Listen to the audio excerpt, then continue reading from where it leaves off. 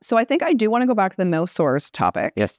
Because that was a really, really big part of my cancer journey, was navigating that over the 3 years, that I dealt with those during my treatment.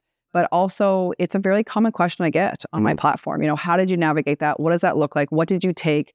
I tried so many things, and it was different concoctions medically and naturally that I was doing that kind of came together for me that helped. But when someone comes to you with chronic mouth sores, because that is a pretty big side effect to a lot of cancer treatments that are out there, what do you typically recommend for people? Yes, such an important one.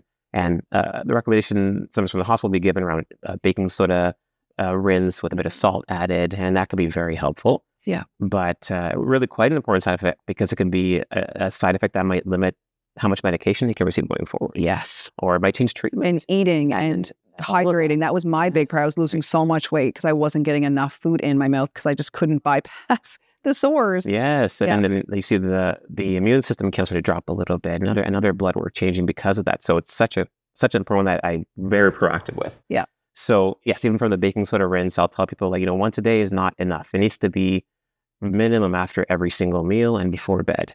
A lady who just went through harsher chemotherapy treatment, she was, every time she went to the bathroom, she did it.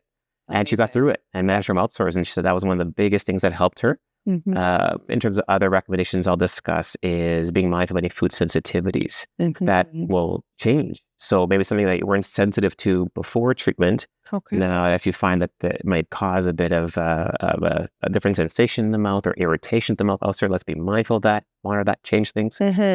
And I think we had discussed together there's a couple of great products I like, but herbal products that we call demulcents. Yes. So we're going to coat the mouth and the throat. Yeah. So things like slippery elm, marshmallow root, and a compound called DGL, which comes from licorice. Yes, I remember that one. Yeah. It's chewable tablets, and it can really help coat the mouth and the throat, especially in and around treatment days. Yeah. True.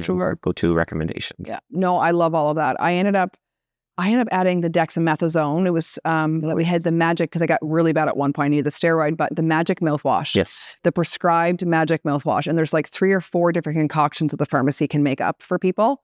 And it was amazing. Yeah. It's the only way I could get food, and it was so good. Yeah. Hence the name, right? I know, it's magic for people. So good. And numb the mouth, or resist pain. I know. You can eat it a little bit. Yeah. You can do more of our things together too. Yes. So this is another example of that collaborative nature of where we can combine best medicine with things that we can do to get better outcome. Right. Wonderful.